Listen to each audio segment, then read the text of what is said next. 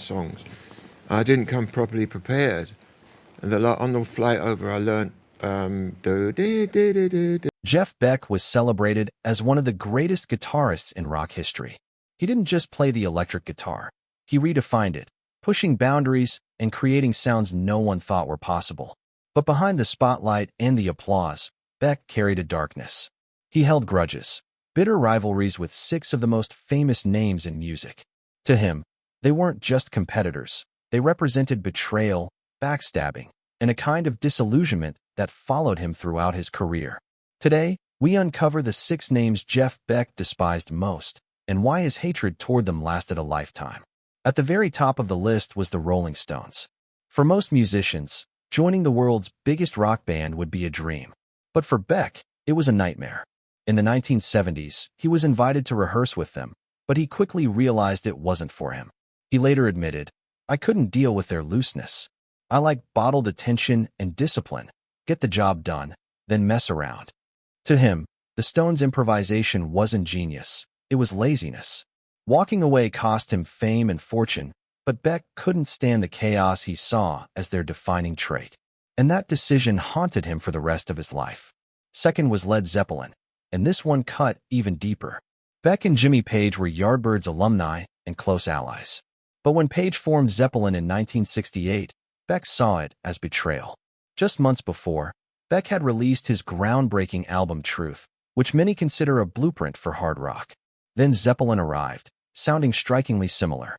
Beck always believed Page built his empire on ideas they had once created together.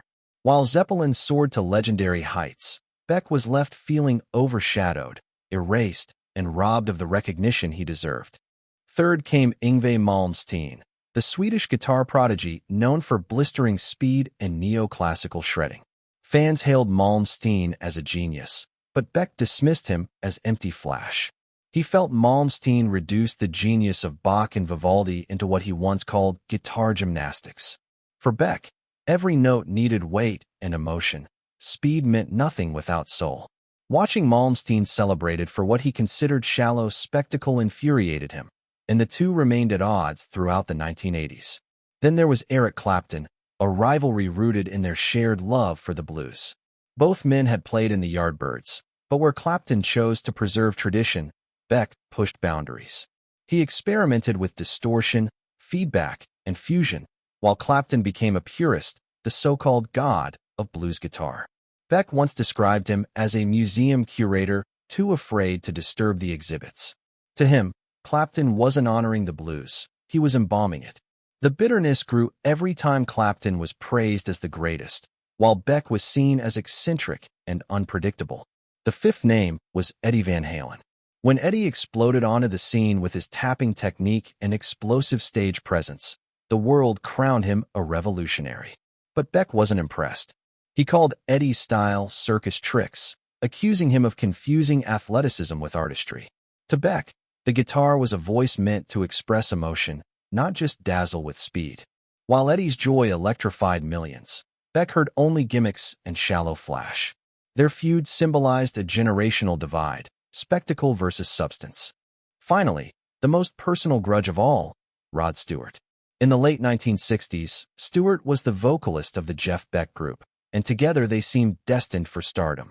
But just as the band was gaining momentum, Stewart walked away to pursue a solo career. Almost overnight, he became a superstar with hits like Maggie May. To Beck, it felt like the deepest betrayal. Stewart had used his band as a stepping stone, leaving him behind when the spotlight was within reach. That wound never healed, and it shaped Beck's distrust of vocalists for the rest of his career. These 6 names, the Rolling Stones, Led Zeppelin, Yngwie Malmsteen, Eric Clapton, Eddie Van Halen, and Rod Stewart, were etched into Jeff Beck's memory not just as rivals, but as scars. His grudges weren't about ego alone. They revealed a man who refused to compromise, who believed music demanded purity, discipline, and truth. But they also left him isolated, a genius often overshadowed by the very legends he despised. So what do you think? Was Jeff Beck right to hold on to these grudges, or did they keep him from enjoying the fame he deserved? Share your thoughts in the comments. And don't forget, hit that like button, subscribe to StarLoop News, and ring the bell so you never miss more shocking stories from the world of music and Hollywood legends.